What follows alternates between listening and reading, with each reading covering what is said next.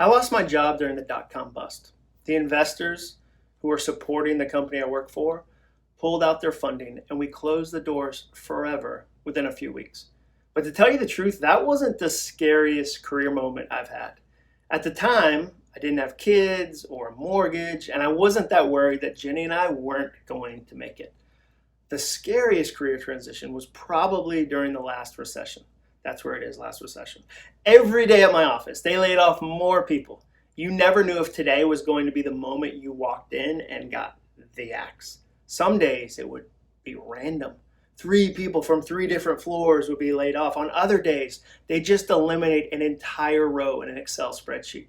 They'd go, okay, middle managers, we don't need you anymore. You gotta go. And they can't legally tell you who they laid off. So often the only way you'd know someone was gone is when you'd go by their cubicle in the morning for a cup of coffee and it would be empty. You'd walk back to your desk and tell your other friend they got Matt. Matt's gone. There's no more Matt. It was like a weird corporate rapture. Now there are a lot of people experiencing that right now. The last estimate I saw said that corporations have eliminated 30 million jobs in just this country alone. I've been there, and it can be a scary situation. Sometimes in the midst of all that fear and chaos, it's hard to figure out what to do next. So today I'm going to help you with exactly that. I wrote a book called Do-Over a few years ago about career transitions. And there's a simple exercise in chapter 9 that I think could show you the way forward, and it's all about your skills. If you and I ever had coffee, and I asked you what your skills are, after quoting Liam Neeson from the movie Taken, you'd probably tell me one of 2 things. You'd say, number 1, I don't know what my skills are, or number 2, I don't have many, or maybe even any. Now, the first answer might be born from the simple fact that you haven't thought about that. Most of us haven't. I once had a job that required us to do self-evaluations of our own skills every year. And this exercise felt like an invitation to invent new ways you were awesome. We were motivated to do this because we all knew our raises were dependent on it, but we still had a hard time coming up with a list of skills. My coworkers and I would scratch our heads and write things like numbers. My skills are numbers. That's not a skill. That's the Count from Sesame Street's passion. That's a noun. The second answer, the belief that you don't have many skills, is probably because you're human. We humans have a difficult time seeing our own skills as skills. Roy H. William, an author and marketing expert, says, it's hard to read the label when you're inside the bottle. We don't consider them skills, but rather just things that we do. So, during this fictional coffee, the first thing I would try to do with you is help you figure out what skills you already have. I'd even pull out a stack of note cards. Why note cards? Because they're an easy tool that can help you cross the threshold between dreaming and doing. Don't get me wrong, dreaming is fun. Future results are enjoyable to talk about. Present efforts, though, are not. But I'd push through and try my best to get you to focus on the skills portion of your career. The goal of this exercise is to create a list of our current skills so that we know what we have to work with, what might be missing, and what we want to improve. When it comes to skills, we need a method for figuring out where we are today in order to head toward where we want to be tomorrow.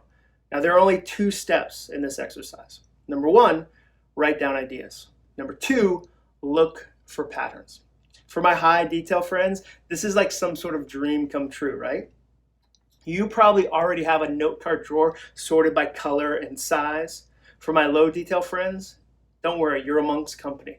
I feel your lack of organization. I mean, look at my bookshelves, they're chaotic, but I assure you that your career is important enough to do this. So let's start with step 1. It's easy. All I want you to do is write down a ton of ideas. I don't want your cards to be perfect. I just want you to write. I want you to work your way into the freedom to write down any skills that you like. I say work your way into it because, like most people, you've been taught to be safe. Somewhere on the road to adulthood, we decided dreams were dumb. We stopped wanting to be firemen and astronauts and settled for safe and stuck and predictable. We accepted the lie that Monday must be boring. This is all about quantity right now. 1 skill per card, as many cards as you can come up with. This is not the time to edit. For now, We're going for volume. Don't ask yourself, is this dumb? It might be, and that's okay. All I want you to do is write one skill you currently have per card. Don't try to cram multiple ideas onto a single card. Just write one after another. To get started, here are some questions you can answer about your skills. Number one, what are you good at? Screw humility. This is no time to be humble. This is the hero's slow walk from the explosion moment. What's something you're good, dare I say, amazing at? Do you create great marketing proposals? Can no one balance a budget like you? I'm not talking about just in your current job either. Go way back. If you are a fantastic paper boy, write down on-time delivery. Every skill counts. Question two, what comes naturally? This question will generate some, oh, this skills? Those things you don't even think about because they come so naturally to you. You think everyone can do what you do, but we can't. The elaborate dinner parties you throw so easily are indicative that you're an amazing person to plan events and connect with others. That thing that comes naturally to you is difficult for the rest of the population. Just because it's easy doesn't mean it's not a skill. Question three, what do people pay me to do? If you've ever had a single job, this question is going to generate at least one note card. What were your responsibilities at your favorite job? Write them down. One card per skill. For instance, if you were in charge of quality assurance for software launches, write down quality assurance. Increase the cards this question generates by asking, what skill would people pay me to do? Hint, the answer is almost anything. Question number four, what are you afraid of? What are you afraid of? Now, bears, obviously.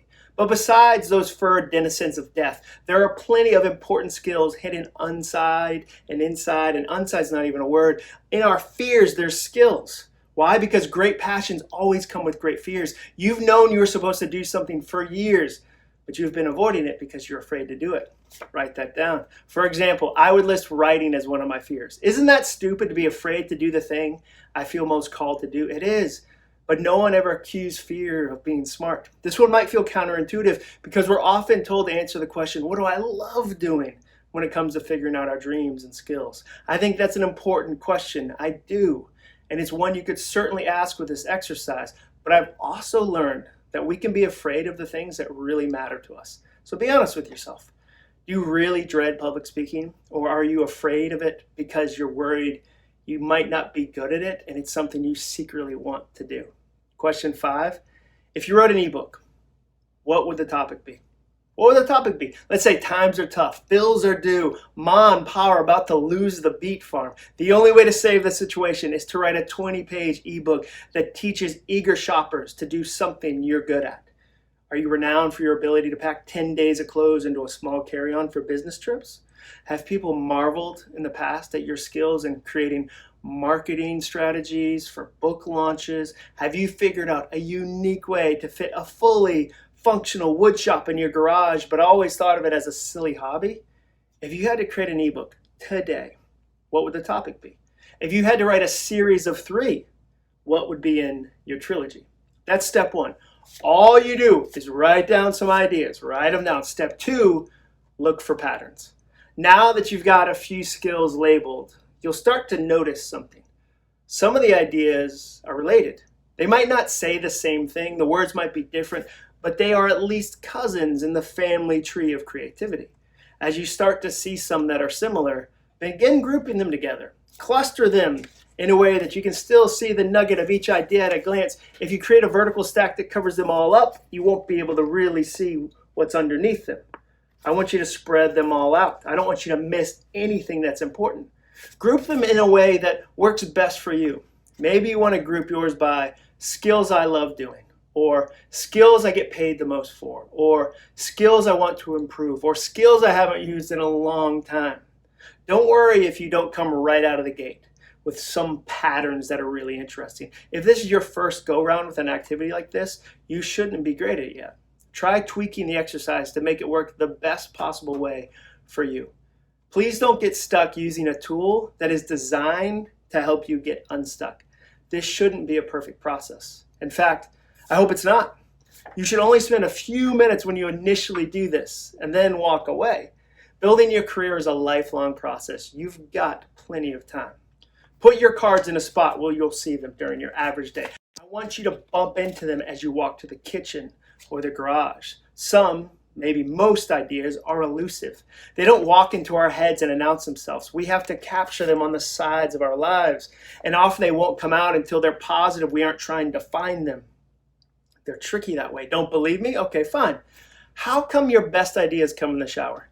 Did you step into the shower and tell yourself, today I will condition my hair and try to brainstorm solutions to that problem at work? Of course not. That wasn't even on your brain, and yet mid-repeat as necessary, the solution hits you.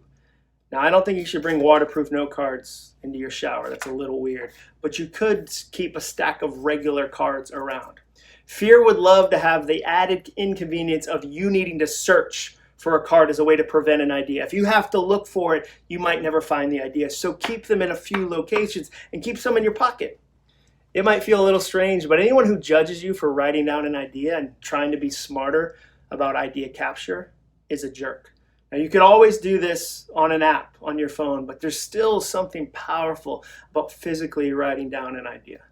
The goal of looking for patterns is greater clarity into what skills you possess.